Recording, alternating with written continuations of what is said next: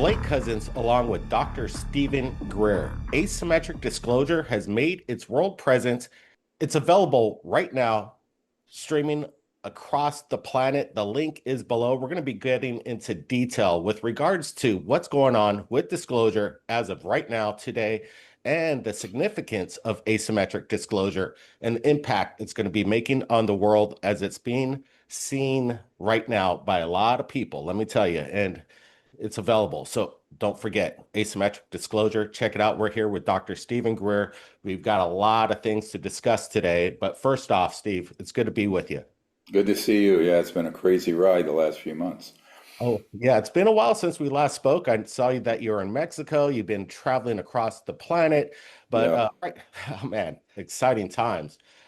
First thing I want to ask though is asymmetric disclosure. You kind of dubbed the documentary that name. What's the significance behind the title and what it refers to in the film, Asymmetric Disclosure? Yeah, well, asymmetric means that it's not coming from the whole initiative for disclosure, which actually began in 1993 when I briefed the CI director for Bill Clinton, has been a citizen-led effort by people who are whistleblowers and intel sources for our organization, the Disclosure Project.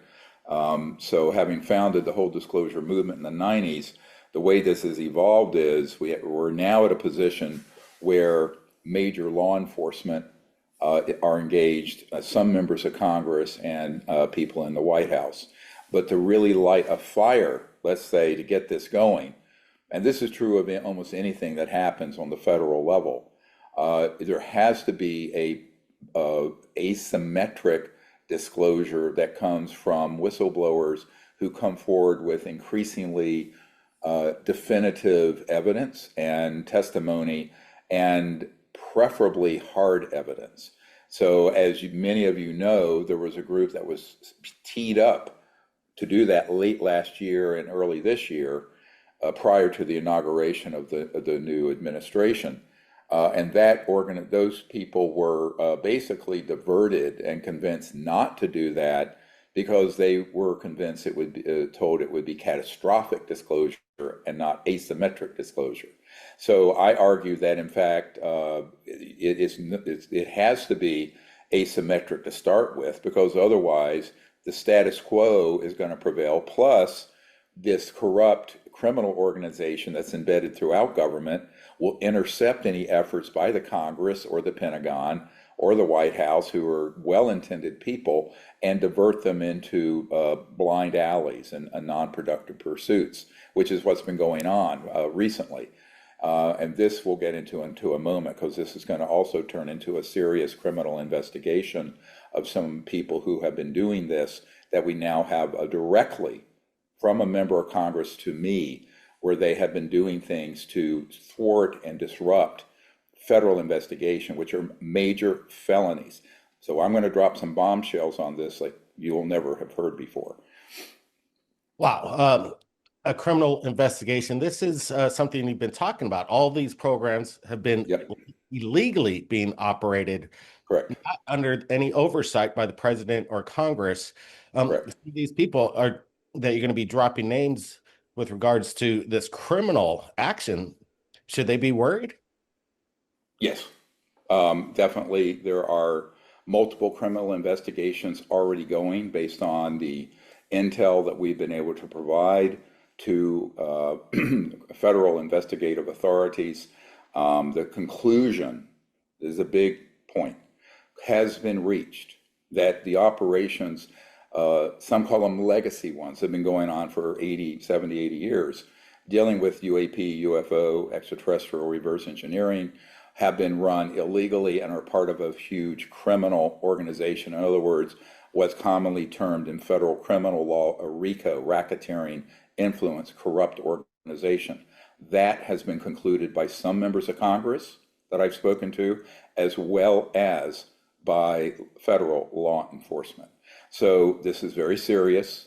The crimes range from murder and targeted killings, kidnapping, abductions, blackmail, bribery, embezzlement of public funds in the billions, if not trillions of dollars, murder, and treason.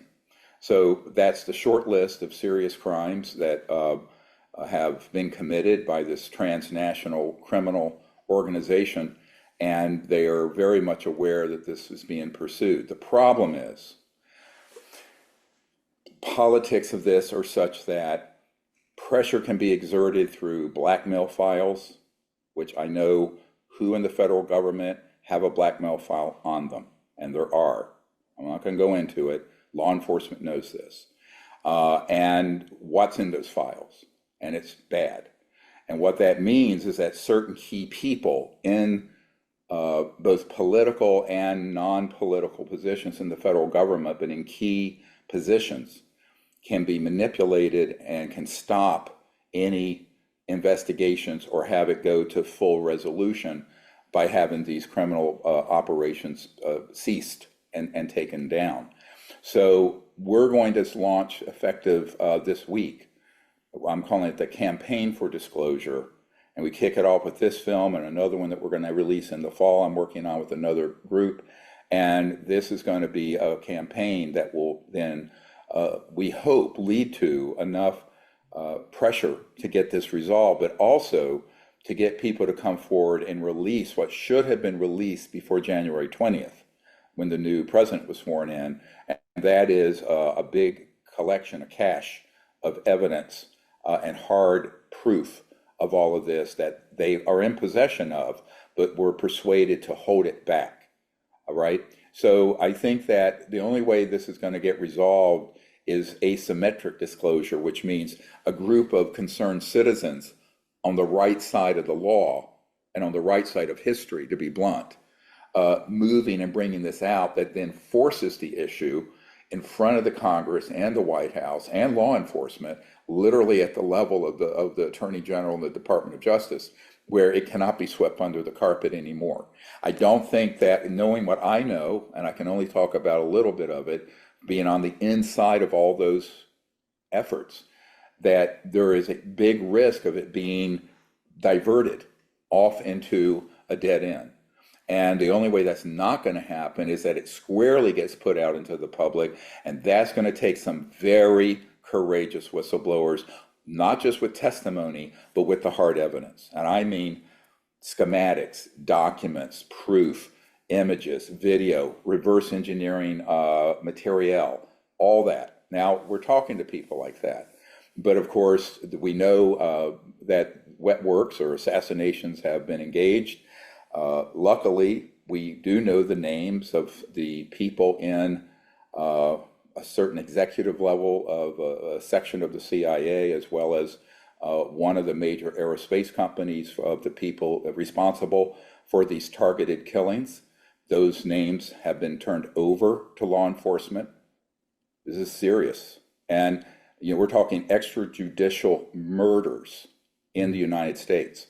So these are serious allegations I'm making. I do not make them without having full knowledge of the wherefore and who and how.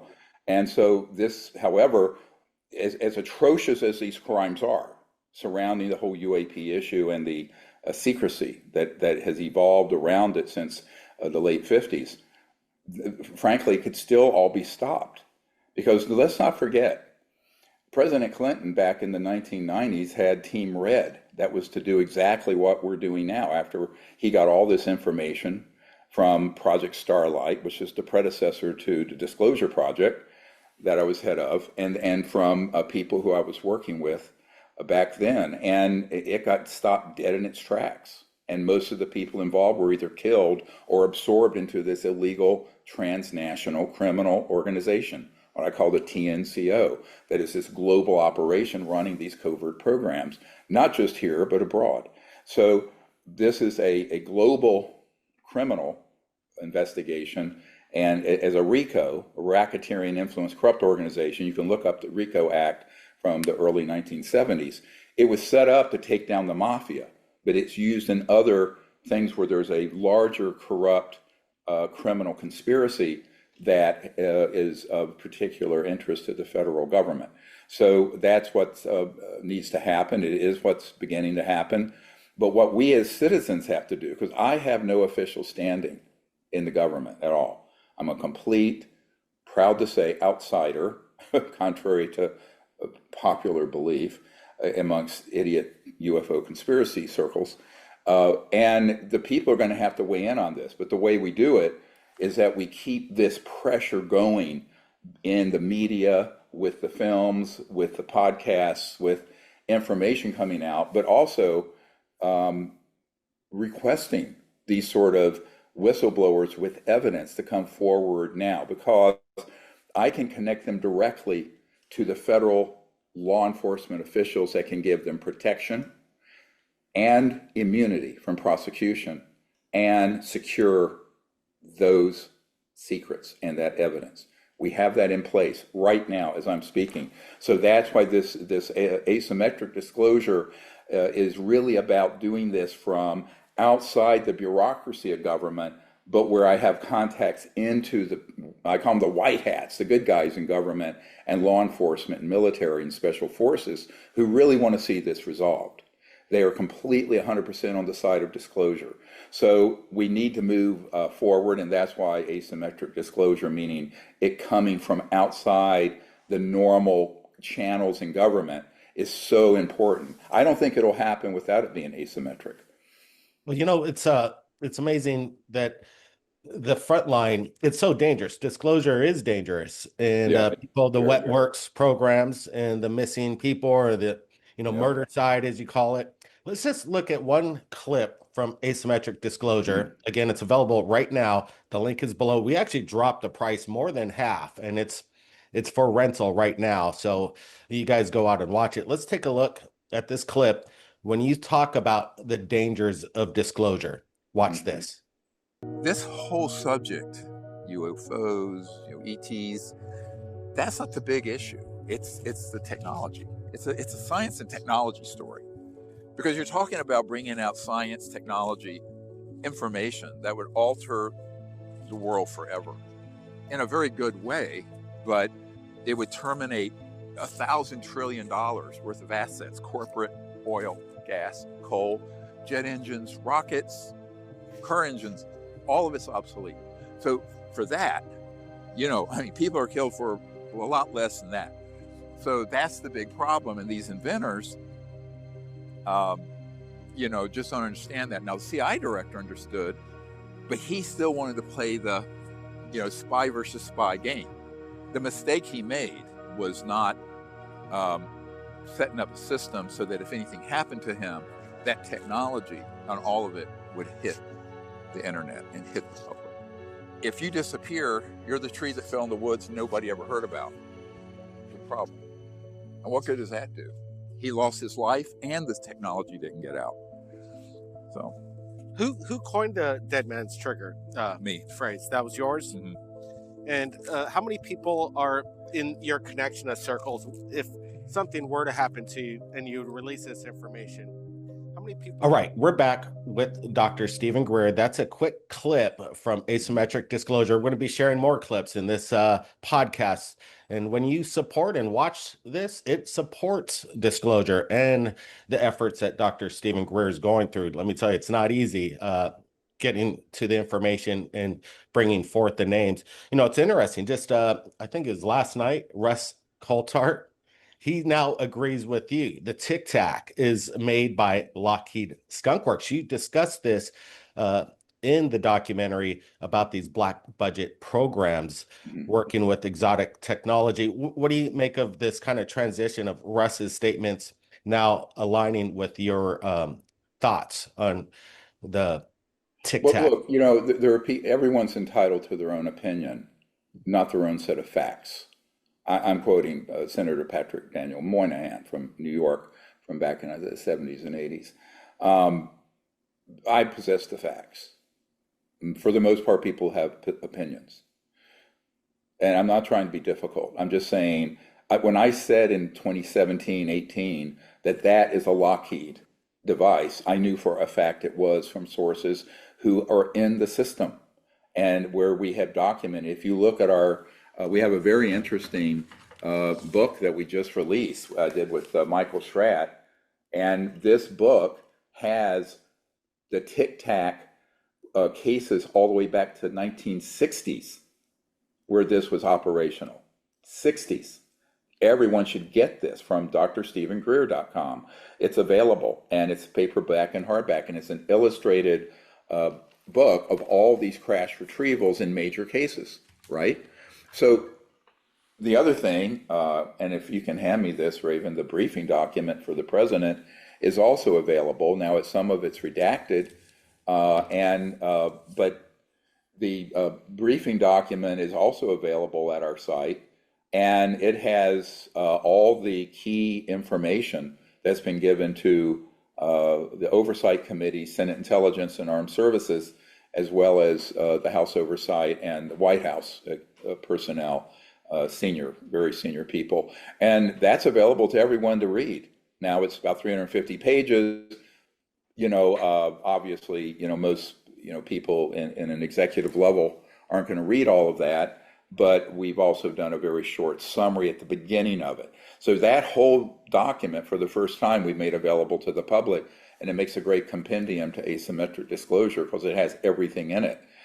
Now, we all know it's very politically incorrect to read, and nobody reads anymore, but if you are someone who likes to read, there's everything you want to know in there, including the list of the 150 some black sites, and the key ones that have been used where covert operations and where aerospace manufacturing plants are located.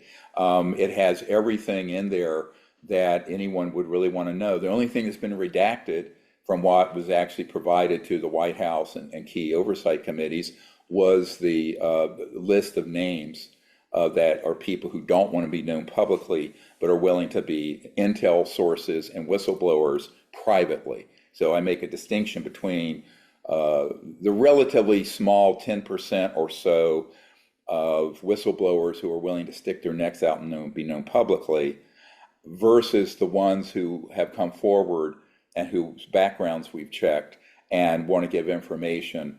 Those names are unredacted in the full briefing document. But obviously, and when people say, please keep my name private, I do. And this is what this looks like. It's available in hardback or paperback, and everyone should get this. It's a great read and compendium to the film, in my opinion, and really should be looked at together. Both all the information that's being put forth in this podcast right now. Absolutely. I urge everybody to read, to watch, to digest, because the information, it's so mind-blowing. You really got to study and take your time to wrap your mind about how big this is all. Huge story. It's the biggest story of mankind. This is what was kind of interesting in the documentary. And it plays out in real time, where you're talking about the false flag invasion and this effort to scare the public. And it would be this kind of look of, ET. And right after you said that, within a week or so of filming the documentary, and we showcase it, within a week of your statement, you bring forth basically fortune telling, because the drone thing happened in New Jersey while all this was going on. Explain to me. Some people, Russ is saying it's from China. You were saying that this is all an inside job, but again, it's not an individual country. This is transnational. Can you go into a little bit more detail about what happened over New Jersey in the United States? Yeah, well, that entire episode was because the group that was going to defect with all the asymmetric disclosure evidence that were convinced not to. That was done as a false flag and a testing of media, but also as a diversion, a panic-inducing diversion in advance of that. Remember, that was all going on November, December. The plan was prior to January 20th to release all of that, and that got diverted and put into a blind alley, a dead end. Which we were not happy with. Law enforcement nor I were happy with that, but that's what happened. Now, I think that what you need to really understand about that is that all of them were man-made. They were from various places, and when you start talking about a transnational organization with these assets, it means it goes beyond international geopolitical boundaries. So I've always said when I go into a skiff or a meeting with people up on the Hill or anywhere else, I go look at here's a picture of the Earth, and there are the political lines between Russia and China or US and Canada. Erase them. This organization operates with alacrity and freedom across all those boundaries. So to say that they're from China or they're from a covert cell within the United States that's treasonous, or from Russia or from United Kingdom, or it's an irrelevant distinction.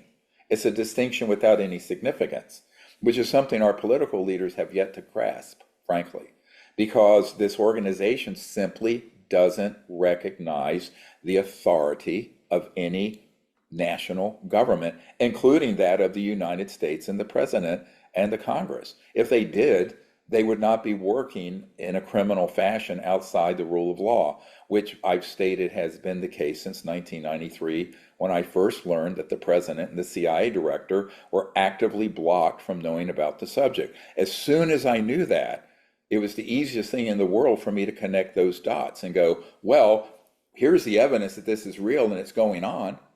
You know, my uncle had his whole career at Northrop Grumman. And yet, the president and the CIA director are being blocked.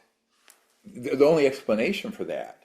And of course, then I later found that key oversight committees and chairmen that I dealt with in the 90s, key people in the Pentagon, senior most people in military intelligence, like the director of the Defense Intelligence Agency, were being blocked from this information. I concluded by 1997 and wrote a memo to the government, this is a criminal organization, it's illegal, all their clearances are voided, all their security clearances are voided because they're criminal.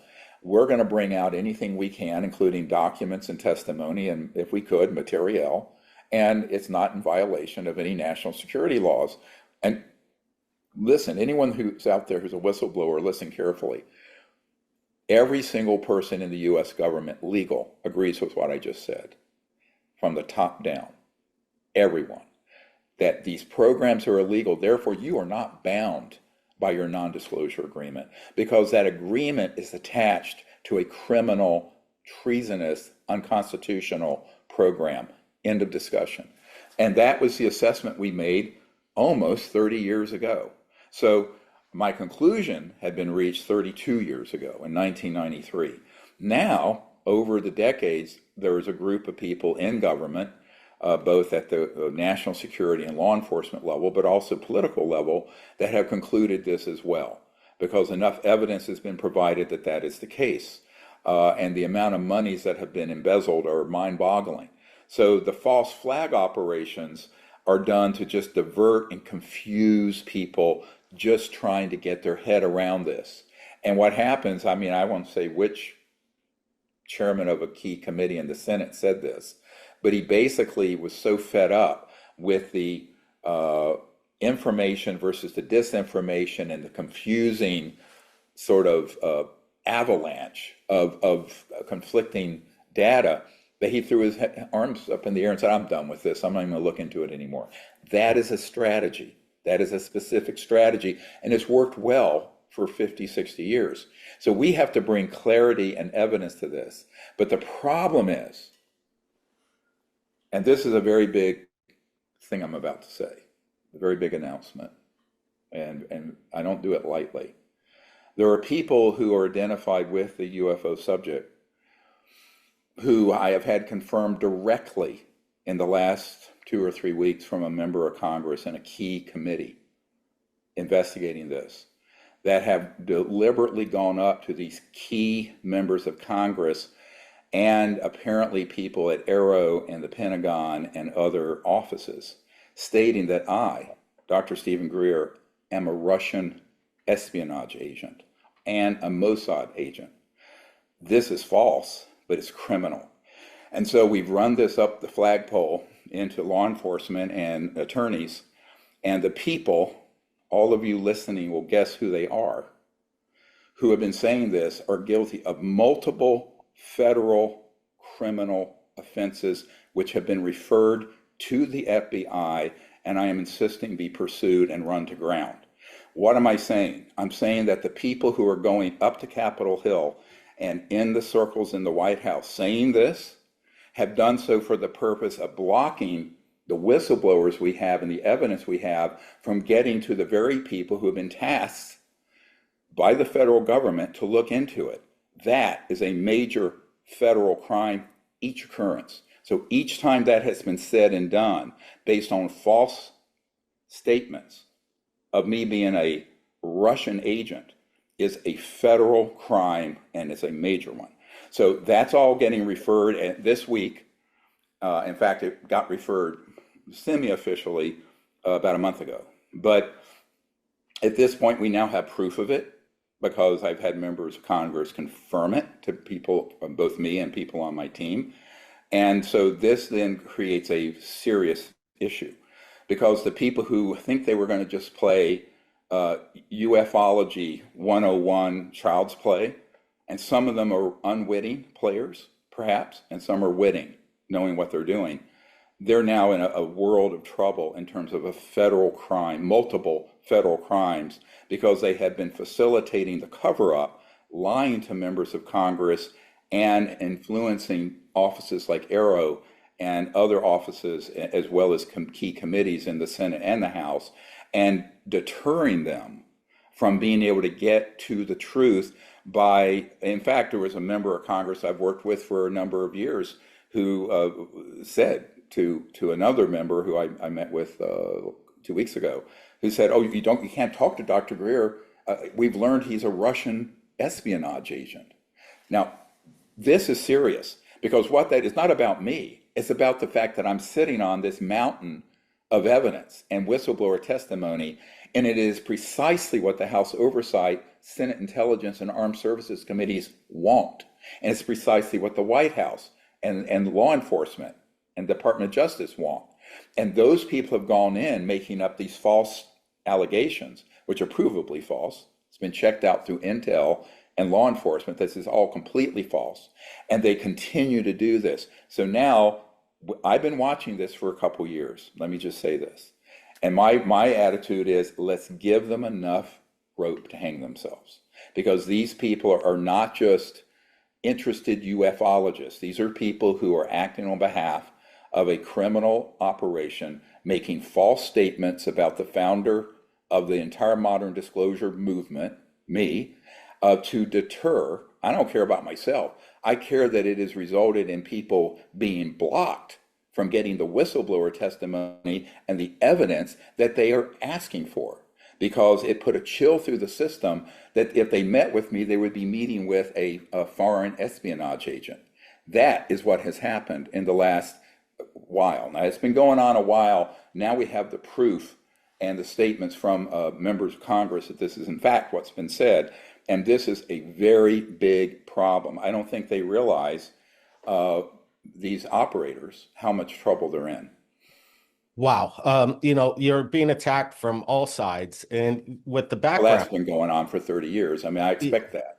when I talked to Tim Burchett, he said that he believed that there was a lot of people being sent to his office to give him disinformation, and they were actually put there for that purpose, to lead them down the wrong road. Let's Of look course, I mean, you have people who we know have been doing this, like Elizondo and that whole crowd. Did you see that photograph that Elizondo put out, and he showed it to Congress, and it turned out, he said it was this big, massive flying saucer, but it turned out to be an irrigation crop circle, and Right, he it was, put yeah. it out as evidence. What do you make of you should be Look, vetting the information this is before the same displaying thing. it?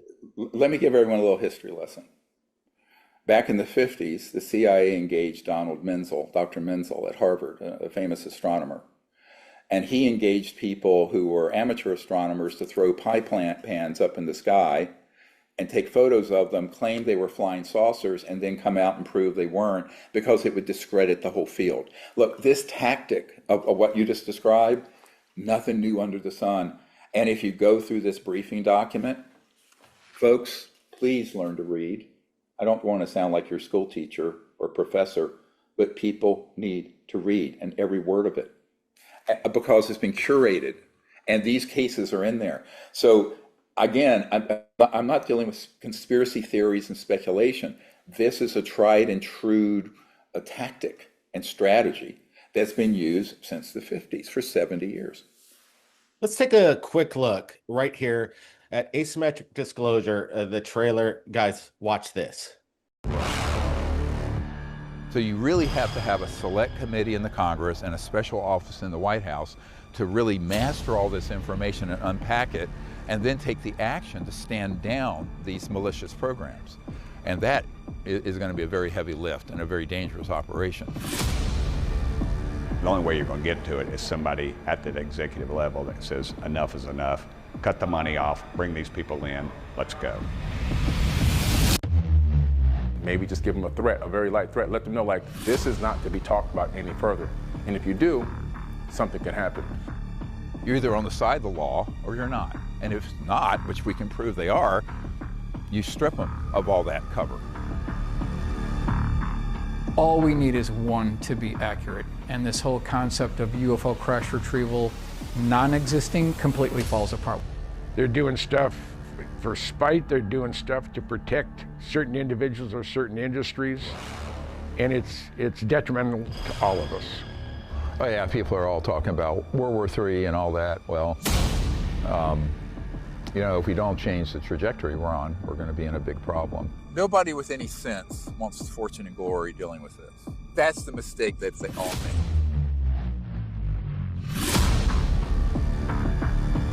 All right, we're back. And one of the moments in that trailer, some people come to me and go, wow, where does Steve get this information? But one of the key factors of the documentary, you talk about this pushing of a button that could cause catastrophic destruction across the planet. You're talking about that they're trying to skip an asteroid off the surface of the ocean to create mass tsunamis. Can you get to what was that operation called? How'd you get this knowledge? Because that's an explosive part of the documentary, Asymmetric Disclosure. Well, you know, look, there's a whole, let's call them a whole basket of technologies that have been developed since the 50s that deal with mass control, gravity control, things like this. And we know that part of that organization wants to create worldwide chaos so that they can step into the chaos and create a sort of a global totalitarian organization that runs the planet. That's exactly what the warm-up 9/11 was, and I think COVID was largely exploited by those same interests that way. But this is the big one. Now, you know, being able to do what that I've had back in the 90s, I had an intelligence source who described that program where they could move an asteroid and have it hit or go near the Earth. But then, you know, back in about 2 years ago, or a little over, Jake Barber himself had been read into an operation like that, and he thought I'd be shocked. I said, no, I knew about this in the late 90s, and that there was an operation that had the ability to move that kind of object. In that case, the ETs came in and moved it out of the way. And so I always tell people, even though they're always being defamed and you know, all kinds of mythologies around aliens, in reality, they've saved our bacon more times than you can imagine, both in terms of preventing nuclear catastrophes, but also geophysical catastrophes. But here's a problem. What happens when our technologies reach the point of parity, as good as the ET technologies, and then we're forcing them out of the arena? Who's then protecting the Earth from these psychopaths, this transnational criminal organization? My information is that it's unlikely we're going to go 2 more years without some catastrophic events happening unless we get not only asymmetric disclosure to prime the pump of official disclosure and get the bureaucrats and the government people you know, engaged fully. So, you know, that's just part of it. But the other part of it is that people always misinterpret. I've made the point for decades. The false flag operations began in the late 50s and early 60s. What do I mean? Go look at what we have. And again, this whole case is also in here. It's the Norton Air Force Base, where the air show, where there were Brad Sorensen was there, and was the 1988, and there were 3 man-made UFOs in this hangar. in a compartmented area for this air show at Norton Air Force Base in California, which has now been decommissioned and closed. But those were from the late 50s, early 60s, because the components inside were all from the Mercury era, right? Like the Mercury capsule. And those had been out in space and around, not interstellar, but around the solar system. And they were the older models, and they were wanting more money to build the newer ones. Now remember, this is 1988. Those were from the late 50s, early 60s. So there have been UFO events like the Tic Tac and these others, as well as abductions, as well as false flag operations that are made to look alien that aren't, that launched in the late 50s, early 60s. So the psychological warfare part of the false flag began in the 50s. That's what's key. And now it's grown apace to where the technologies we have are so advanced, they're way more advanced than that clunky alien reproduction vehicle from the early 60s. We're talking about objects that would be almost indistinguishable from an extraterrestrial vehicle. And the people I know who have been on these retrieval teams, multiple different people, don't know each other.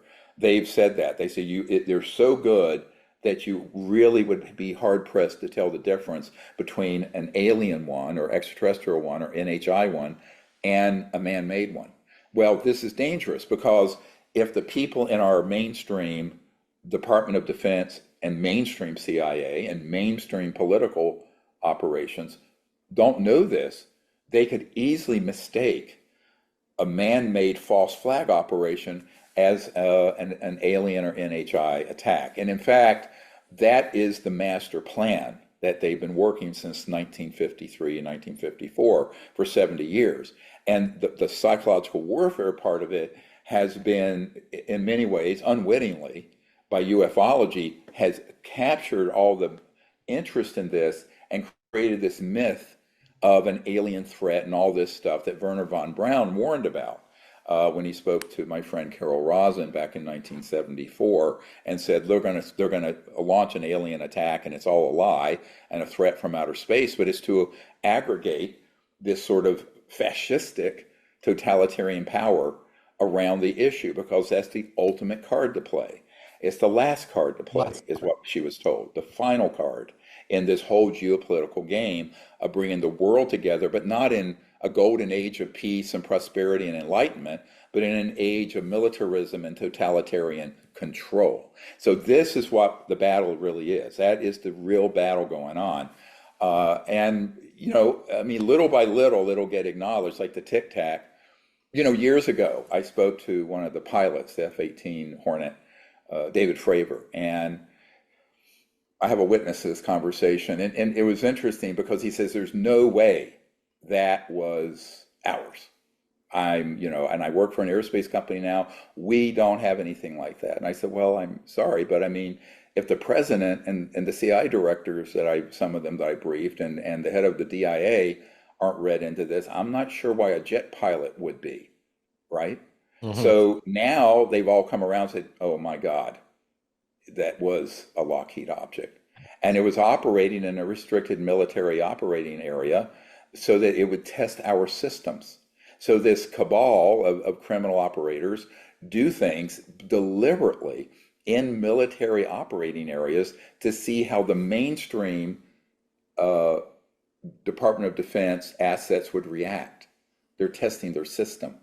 I'm saying this for the first time, perhaps, this bluntly, but they're basically testing their systems to see how we react and what the psychological effect is all the way up through the chain of command, all the way into the Pentagon, as well as the boots on the ground, Hornet pilots and guys. And so, this is why the knowledge about this information and knowledge is so important, not just for the general public, but for our leaders, for our military guys. 99% of them are patriotic, wonderful people, for sure. And even the people in these covert black programs, they're patriotic, wonderful people, but they got pulled in when they were younger and they got trapped. This is why one of them said to me a couple years ago, thank you for what you're doing for those of us stuck on the other side. And he was talking about being stuck in this illegal black world of criminal operations. And they want out. They want out. But we have to bring them a pathway out, which we have now. Yeah, But it's still dangerous. There's still a lot of fear. I mean, yeah. People are afraid for their families and themselves. And this is why I'm a little getting impatient. Let me just put it that way. And I'm being mild here. You know me better than that. I'm about to break my leash about the foot dragging on getting some of these federal operations up to speed and actually moving on the information they have. They have it. They know it's real. For example, there are people, and I think there are some unwitting people involved with this, who are providing false information or saying that I'm a Russian agent, like David Grush. I think guys like him get pulled in to this cabal of ne'er-do-wells, and then the next thing you know, they're in a world of trouble by repeating and saying things that are federal crimes. You cannot do it. You cannot do it. And I'm putting this out there today so that people, they need to come clean, they need to stand down, and they can get immunity. But if they persist in this behavior, it's going to be very, very dangerous because you're involving yourself in activities that are clearly federal criminal offenses. Yeah, tread very carefully if you're gonna, say something and they're false accusations, or you're trying to make a narrative to, shut down what Dr. Greer's all about and all his people that are behind him and the firsthand witnesses, all the military firsthand witnesses that are putting their life on the line, and to try and discredit Steve at the very top with these false allegations. This is serious business, and I could understand. Yeah. I could hear that you're kind of angry about it. Who wants to be? Oh, yeah. Well, I'm angry because we've seen this go on for a long time, and it's reached the point where it's gotten confirmed to me. The reason some of these key committees have not received all the evidence and looked at it is because these people deliberately lied, and that's where it's a federal offense. When you deceive a federal investigation, whether it's congressional or any other, on a subject like this, by creating a provably false lie and make statements to the fact that I'm a Russian espionage agent, or the flavor of the day now is I'm a Mossad agent. It's just ludicrous on the face of it, but it actually, believe it or not, has a very chilling effect in those circles, and it blocks the investigation. So you're interfering, you're obstructing justice, number one, and you're interfering with, and you're making false statements to federal officials. Members of Congress are federal officials. They take the oath of office. And there is a investigation going on in the Congress on this, and they have been gaslit and lied to and deceived. But this crosses the line where you provide partial information, you provide a false narrative, but when you start blocking a whole cache of dozens of whistleblowers and evidence from getting into where it needs to go by stating that someone who is an innocent civilian such as myself, who gave up my medical career to do this without compensation, and you say that person is a foreign espionage agent of Russia or Israel, this is serious criminal activity. That's all I have to say about it. All right, let's take a look at a clip from Asymmetric Disclosure. And again, when you support and watch the documentary, it's supporting disclosure and getting the word out. Take a look at this. We are back with a Fox News alert. We're waiting to see how Israel responds to Iran's unprecedented attack this weekend. The IDF says this launch of so many missiles, cruise missiles, and UAVs into the territory of the state of Israel will be met with a response. World War III has never been closer than it is right now. Oh yeah, people are all talking about World War III and all that. Well, if we don't change the trajectory we're on, we're going to be in a big problem. And the biggest one is the fact that there are covert programs targeting ET vehicles, and those programs are jeopardizing the Earth for sure. The U.S. military shooting down a fourth unidentified high-altitude object Sunday. The military needs to have a plan to not only determine what's out there, but determine the dangers that go with it. We've warned of this for over 30 years. Werner von Braun warned about it. And, you know, since I spoke with you last, I was at a two Western black sites where they have operations that are actively targeting and, in a sense, hijacking ET vehicles with some very high-tech systems, and then moving them into an area where they're struck with electromagnetic pulse scalar weapons. All right, that was with regards to World War III. We're talking about it. There's a lot of tension in the Middle East, the United States, you know, Israel, all this military action, a lot of deaths out there. And we're on the verge of something that can be prevented. But in the documentary, you're stating that maybe, you know, there's no guarantees in life, right? So either we do it now and get disclosure and fix this planet, or we might be in some big trouble here. I think we're in for major catastrophic consequences of doing nothing. Now, one thing I was told back in the first year of the Bush administration in 2001, before 9/11, I was at a meeting at the University Club there down the street from the White House with a friend of President Bush, George W. Bush, and we were in there. Donald Rumsfeld was there having lunch that day and whatnot, and he said, "Look, here's the thing, Dr. Greer. No matter whether they're conservative, liberal, libertarian, when they get into the White House, they govern conservatively, as in, let's not rock the boat.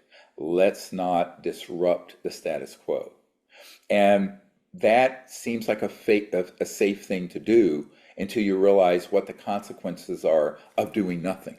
And the problem is the analysis never gets to that level, because there are people who will go into the White House, into the Oval, or into the Situation Room or the PIOC, or into a SCIF and say, look, if this comes out, it's going to cause all these effects. It's going to be too much to manage. It's too big to let out. And let's just kick the ball down, the court, let someone else pick it up in the next term. Now, I've recently heard that said about the current administration. And I won't say more than that, except to say there's no way this is going to get kicked down to late 2028. I think we're going to run out of time to resolve these problems, but I don't think that the president and the Congress know this yet. I don't think the weight of this and the timeline of how long can you let a criminal organization engage in this kind of activity, including targeting and downing extraterrestrial vehicles with increasingly lethal and accurate quantum potential weapons that go beyond the speed of light, frankly. How long can that continue before the universe kicks back, right? And I think that we're in a situation where the leadership has been gaslit on this as well. That they continue, and I think even some of the whistleblowers who were going to come forward late last year, early this year, have been gaslit and misled. They don't seem to understand that, the time, you're not going to drag this out for another 70 years or even another 10. My information and the information from my intel sources that are excellent and current is that we'll be lucky if we get past 2027 with the status quo and this not changing. And specifically, let me be clear, what needs to be stood down and stopped immediately are the criminal activities involving targeting and destroying extraterrestrial vehicle and assets and targeting out in space, but also doing things on the planet that are very dangerous with these high-tech technologies, not just the asteroid problem, but other things that they're doing that we don't need to go into, but also victimizing innocent civilians. I've been at a couple of black sites where they target ET craft, where on occasion they hit a civilian private airplane and kill all the people on board, and it crashes. And they take the bodies and incinerate them and the craft to powder. And then through cutouts, they make a missing person report. This has happened many times. So, everyone talks about, oh, the aliens are a threat to air safety. No, they're not. They know how to navigate around a 737. Come on. The real problem are these covert programs. Their UFOs are a threat to aviation. Their weapon systems are a threat to private pilots. Their operations are a threat to geophysical stability.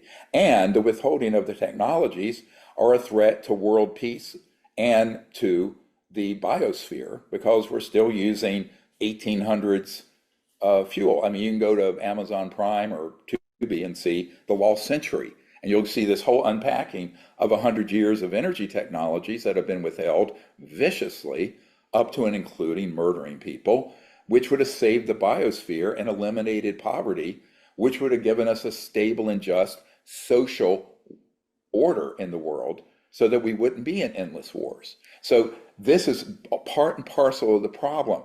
This is why this issue is the fulcrum. It's the thing that tips everything in another direction. And it can go badly, or it can go into a golden age that's amazing. And you know what? I hate to say it, we're going to all collectively have to make that choice. I call it the choice. It's a big choice we have to make. Everyone listening, but also our leaders and the people in these covert programs. Where do you want to come down on? Catastrophe or a golden enlightened age on the planet? It's really that stark of a choice. While we're in DC, and we're there in the beginning of the year and at the end, all the way leading up to the transition of the president, his first day in the Oval Office, Trump. And we cover the whole year of what ufology was all about, especially in the Congress and the fight for disclosure. And in asymmetric disclosure, I tracked down Tim Burchett with a question, and we're going to share this clip in just a bit. He's kind of stumped on the question, and he doesn't know how to answer. Let's just play this clip from asymmetric. Watch this. Okay. But see, no one in Congress has gotten serious about that. It's an open question whether the current president will, and time will tell. But I'm hoping there will be a critical number of these people who will come forward in this asymmetric disclosure, asymmetric meaning that it's not going to come out of the White House or Congress. It's going to come out here, from the people who are concerned, citizens who've learned they're in an illegal project, who want to set it right? So I'll tell you what one of them said to me. They were driving me around in an armored vehicle. And he said, "Thank you for what you're doing for those of us stuck on the other side. They're stuck in this illegal black world. They want out." And that's what we're trying to do, is give them a path out. But the Congress has totally dropped the ball on this. Now we'll see if the incoming president will do it. I interviewed jet pilots that say they saw something. And they said, "We saw things, sir, that were very strange. Like a round ball, but it wasn't a comet or a meteor. It was something. And it was going 4 times faster than an F-22, which is a very fast plane, So you've been to some of these classified meetings in the skiff. Obviously, you've seen things. Can you go into any detail? What's the most insightful thing that you've seen that compels you to believe that we're not alone? Just let me figure out how to say this. All right, and we're back. Asymmetric disclosure. It's available right now across the planet. The link is below. Again, we dropped the price more than half right now. So, when you support the documentary, you support disclosure. Tim was kind of stumped on that question I gave him. What was the most incredible thing you've seen in a skiff? There's evidence that they're being presented. What do you think they're actually showing them in the skiffs? Are they showing them videos of the Tic Tac, or are they actually seeing alien ET craft? Well, the most important briefing in the skiff happened after the film was finished. And those were some law enforcement people in there that largely had my information, but the people in the skiff didn't know it. And that's when the members came out and said, "Wow, this is a 10 out of 10." And it's dispositive. Now, remember, there's a lot of information I can give to federal investigators or to key members of a committee that we can't release to the public because I can't violate people's confidentialities that I've agreed to. That's not because of any national security obligation. It's because if someone says, please keep this secret, my name and all this, I will. But if it's someone who's a relevant, federal official looking into this, then I feel obligated to provide it, and I have. And it's everything you can imagine. It's the sites, it's the craft, it's the bodies, it's where these operations are. It's what the man-made craft are capable of. It's what the ET craft actually look like. And frankly, if you read the briefing document and look at this, which is every person who's a named person involved with crash retrievals and what have you going back 70 years, you're going to see that fleshed out with a whole bunch of more information, but also with current information about who's creating criminal activities and where. So there's a lot. Now, one of the things I've said to them, and now they agree with me, the members of Congress, don't do this in a skiff. You wouldn't afford a top secret setting to the Gambino family that's selling heroin, right? Why? I mean, or if it's a criminal operation, why do you afford them the courtesy of this being disclosed in some secret way? No, it should be out there in a public open hearing with subpoenas. And I have said that if you don't have subpoenas and an open hearing, you're wasting your time. You might as well refer all of this to DOJ and FBI and sick them on it, because it's basically ineffectual. So that's the other thing. Everyone listening, you need to write to your senators, 2 senators and your member of the House and the president, and say, this should be open hearings and it needs to be openly disclosed, because the people have a right to know. And remember, the reason I'm doing I'm out on a limb saying a lot of this today,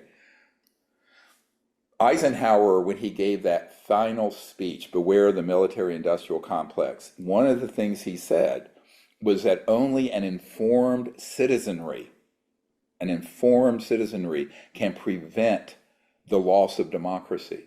So, he's right. He was right in 1961, the day he left office, because, by the way, he had been betrayed by this cabal. That's when it all went illegal back in the late 50s.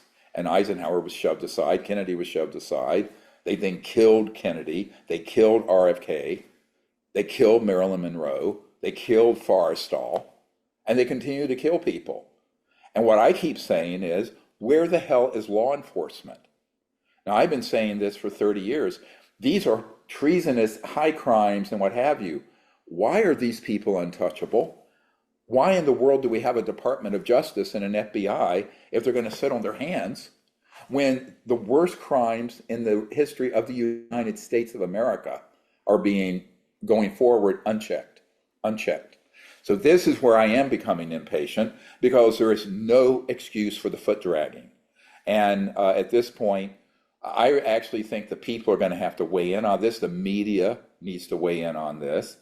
I will cooperate with any media and provide them anything they want up to, but not including confidential names and methods that I've been told not to disclose because of honoring people's requests for their own privacy and safety. But, I'm willing to stick my neck out, but some of these people aren't. And I mean, one of our witnesses recently who was going to come up and testify over to one of the Senate committees, when his wife found out, she says, I am divorcing you.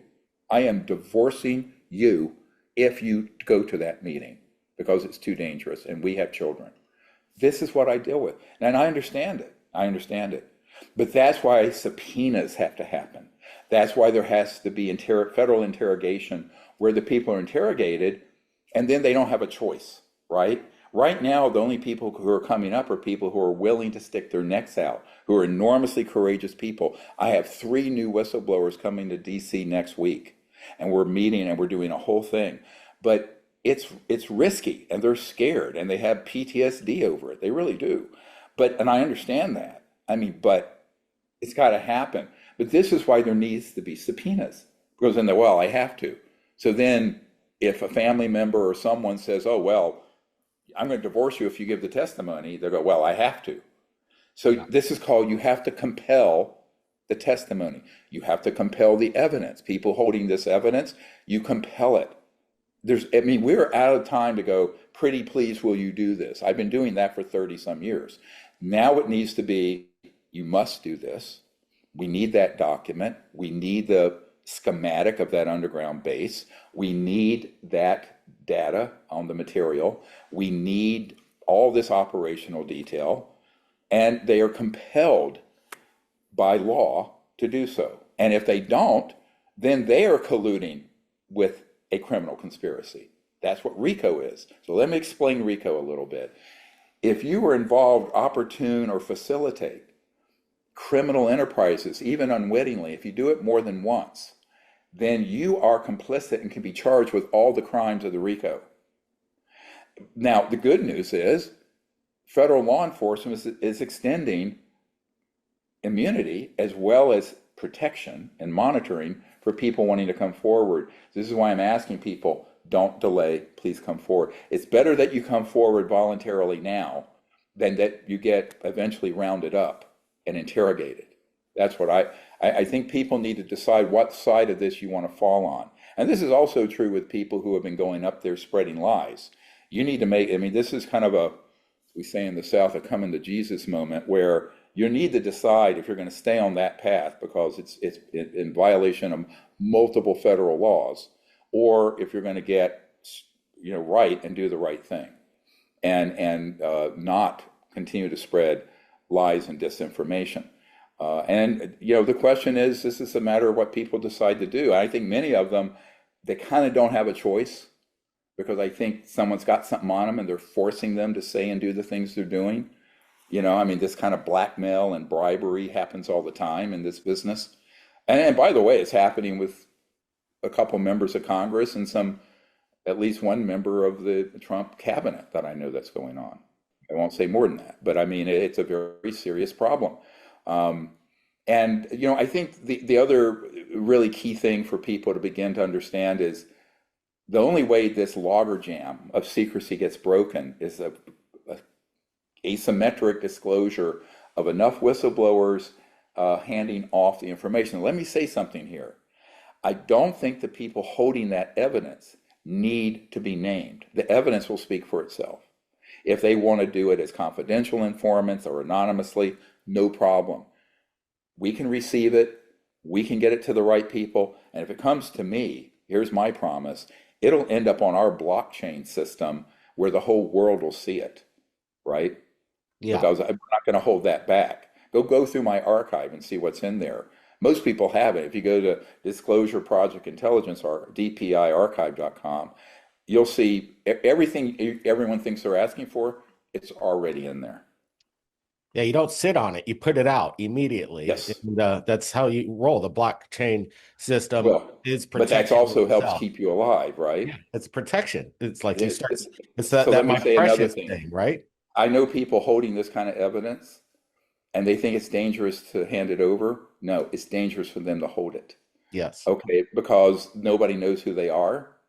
A lot of people know what we're doing, but if it's out there publicly, then it de-targets them. This is the concept that is very hard for people who live in that world of classified information where they've been brainwashed to keep this secret, even though it's an illegal classification, totally illegal, is that they have to keep it so secret. But by having it, but wanting to move it forward, but being half in and half out, they're actually at great risk. Whereas if it gets put out there, it doesn't have to be attacked. No one actually cares about the individuals. They don't. No one cares about me. I don't care about these disinformation agents saying I'm a Russian agent. I don't know them personally. I don't care. People care about the mission. They care about the mission of secrecy and running the earth into the direction of a totalitarian superstate versus disclosure and moving into another direction. That's what they care about. And so if you were to turn over through asymmetric disclosure, this positive evidence, you don't have to have your name attached to it. Why? It can be just on, the evidence should speak for itself if it's that clear. And we're talking documents and images and not vague stuff, right? Clear. And we know that people have that. Now the question is, Will they do it because they know they're tracked and perhaps they're worried they'll be killed or their families will be? But this is where they need to connect to me, and I hand them over to the protective detail and to the law enforcement people. Because what's set up is that if anyone moves on any of these whistleblowers we have, that's going to be caught red-handed. We have this, I won't say more than this because it's OPSEC, operational security. Anyone who pulls a stunt like that will be caught in real time and arrested. Listen to what I just said. So that nasty business, that's now being tracked. Anyone who approaches us, they're put in that system, and they are going to, anyone who tries to pull a stunt like that, it's going to be caught in real time. I'm not going to say more than that, but the system is in place to do it. All right, let's once again take a quick clip right here at Asymmetric Disclosure. Guys, watch this. I've concluded that since there's no bandwidth in the Congress at this time to be able to do proper hearings, because what you saw recently was just a dog and pony show. Is ridiculous. Anyone who would look at the 2001 Disclosure Project event, you'll see 22 witnesses, every one of them more substantial firsthand than anyone who was up here recently on Capitol Hill. So, you know, everyone in my world are going, and particularly the military and the top secret whistleblowers are going, this is just ridiculous. Oh, I always say dadgummit after these miserable hearings. They're bogus. Look, I could have answered every one of those dadgum questions, and you know it, and I know it. I know more about this than the average bear, I guess. Maybe that's a scary thought, but this thing's a cover-up. Was I a little bit disappointed in some of the responses from the witnesses? Yes, we got some great stuff, but you know, I'm not interested in hearing about people's books. I'm interested in hearing about whether or not people can answer the questions, because we are trying to get this into the archives so that people have access to the information. And so I wish there was a little less pitching and more talking. So what's next? Here's what's next. We've concluded that, and we have someone who's under non-official cover, very senior aerospace and intelligence. All right, we're back. We're running out of time, but I wanted to get a couple questions in before we get going. But again, sure. Asymmetric Disclosure, it's available, and the link is below. It's a Genius link. You could watch it on Google Play, Amazon, iTunes, and again, we brought the price down dramatically so we could get a more broad watch on this. And again, it's supporting disclosure when you rent this documentary. Basically, well, I want to be sure a little bit of it is. Yeah. What is the singular reason why people should watch Asymmetric Disclosure? Well, I think people need to get educated on this subject very quickly and then pivot to being activists. So, I mean, when I say an activist, I mean you actually pick up your pen and paper, or your computer, and write to your members of Congress and network to other people. The other reason is pass it on to other folks who may have been involved in a base or a covert program at an aerospace company or a contractor, and say, look, you know, this needs your attention, and maybe you can help be part of this movement of whistleblowers coming forward, because we get new whistleblowers every week or two or three. And so I think that this needs to become, instead of a trickle, sort of a wave of people defecting from these illegal programs and coming forward with the evidence, so that asymmetric disclosure then primes the pump for official disclosure out of the U.S. government. And, you know, look, we live in a democracy. I think people need to be educated. They need to have an informed citizenry, as Eisenhower said, but then they need to take the next step. And this is where most people drop the ball. They don't take that next step. And I hear from members of Congress all the time, we want to hear from our constituents. We need to hear more from the public, right? And so, you know, if you don't do that, if you're just sitting around passively, entertaining yourself on YouTube with cats playing the piano or whatever it is people do, that isn't going to cut it. I mean, we really need people, and we also need people to pick up the mantle and help us with this campaign for disclosure. We're going to need to raise in the next 4 months about $1 million to carry what we're carrying, and that's a lot for a private, organization like ours. And I'm a retired doctor. I can't do it. So we're going to need that. Anyone listening who can help, please contact me at drstephengreer.com, because the amount of, let's say, overhead and expenses we're incurring to make all this happen, the investigation and the transport and everything for all these whistleblowers and all that we're doing, it ain't free. I got news for people. It's a very labor and expensive business. And so that is something that we're going to need to have more public support on.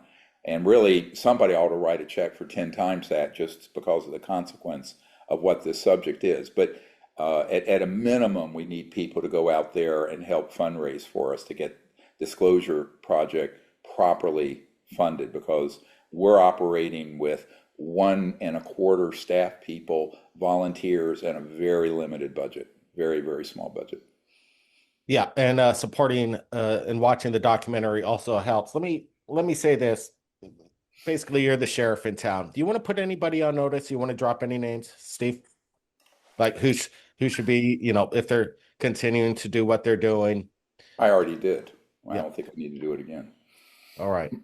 and their associates. I'll just say this. We know who they are. Anyone going up to the Pentagon, Capitol Hill, in the White House circles, stating these false statements to block our evidence and our whistleblowers to getting to the official investigators of this subject are committing multiple federal felonies. And this is a heads up. You need to stop it. Any last words, Steve? No, I'm just saying right now things are going very quickly, and a lot of it I can't go into publicly, but there's wonderful movement on the investigation, law enforcement, criminal investigation side. Huge, but it's all very, very quiet. I think it needs to get supported further, and the way you do that is the public and the members of Congress step in, and there needs to be like a serious Watergate type hearing with subpoenas. And boy, do I have a list. I have 50 people for them to subpoena to be brought in, and it would be the hearing of the millennium. But that is the way that happens, is that the public and the media are going to have to start covering this in a way commensurate with how serious the situation is, and it's a very serious situation. So I would say we need all hands on deck, and we need all the help folks can offer us.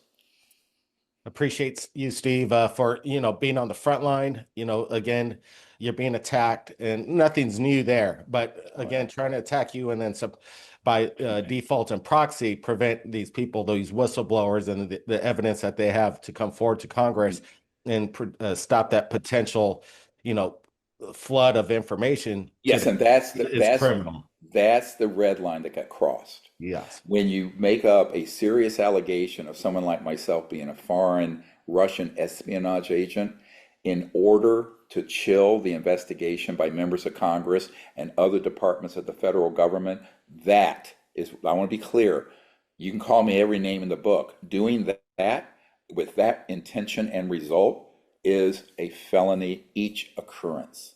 And it's already been referred to law enforcement for investigation.